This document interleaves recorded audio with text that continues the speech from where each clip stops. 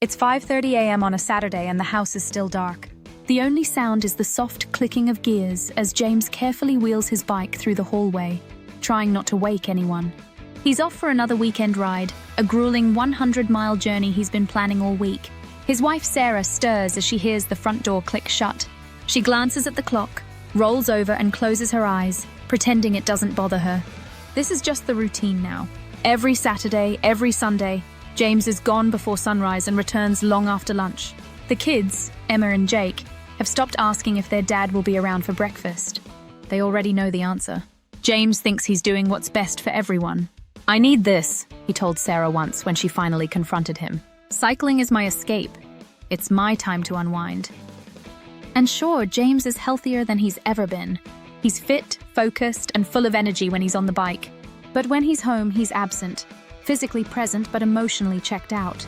As Sarah gets the kids ready for their soccer games and tries to fit in groceries, errands, and laundry, she wonders, when did cycling become more important than their family? Is cycling destroying family life? The silent cost of the healthy hobby cycling is often seen as a healthy, eco-friendly, and rewarding hobby. With the rise of fitness culture and a focus on personal well-being, more people are embracing cycling as part of their daily routine.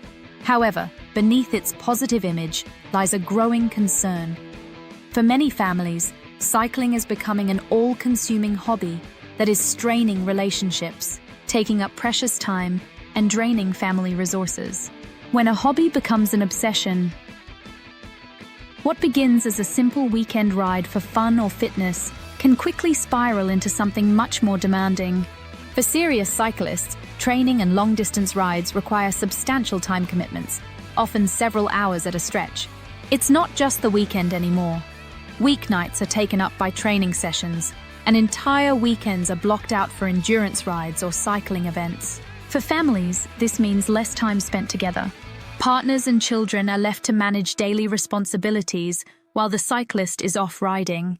What was once a healthy outlet for stress relief or exercise turns into a lifestyle that pulls the cyclist away from their loved ones. The social disconnect cycling, for many, also becomes a social scene, drawing people into clubs and group rides that extend beyond the family circle.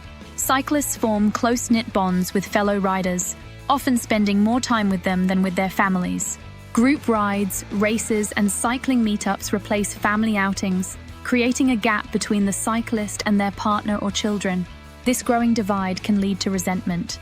Families may feel excluded from a world they aren't part of, and the cyclist, absorbed in their hobby, may fail to recognize the disconnect happening at home. The cycling family begins to take precedence over the actual family, leading to emotional distance and tension.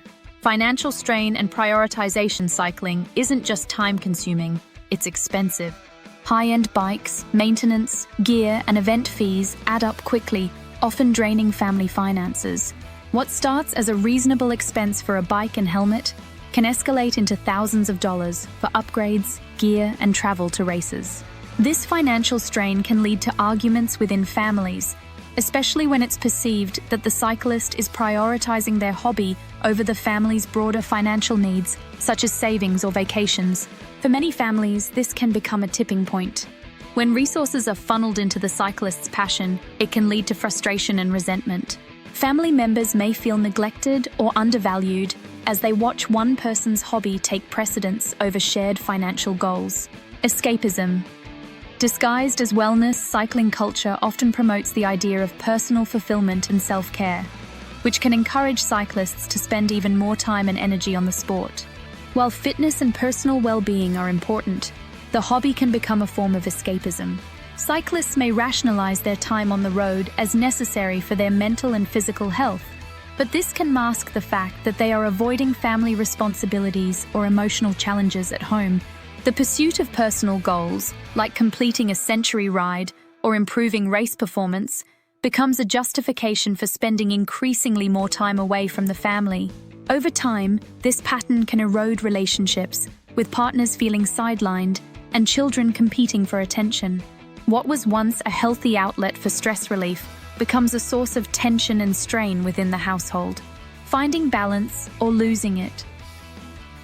All the impact of cycling on family life varies. But for many families, the key challenge is balance. While some are able to incorporate cycling into their lives in a way that works for everyone, others struggle to reconcile the time and financial commitment with family needs.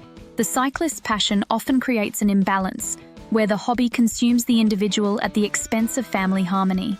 Open communication and setting boundaries can help prevent cycling from taking over family life.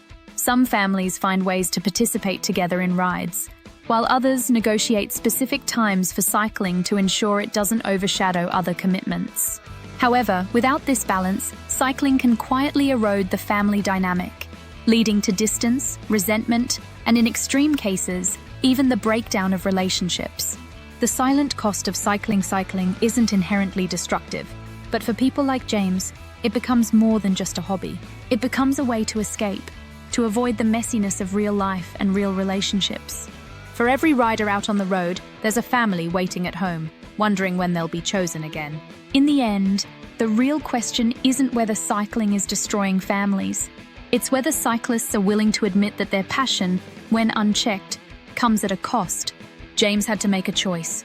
Could he find a way to balance his love for cycling with his love for his family?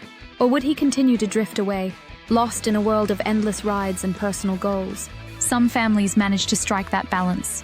Others, like James's, face the harsh truth that too much time spent on the road leads to a path of loneliness.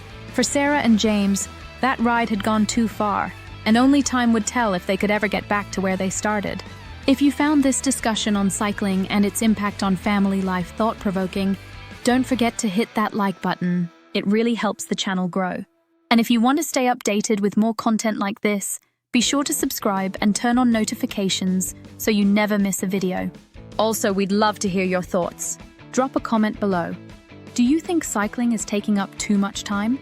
Or is it just about finding the right balance? Let's get a conversation going.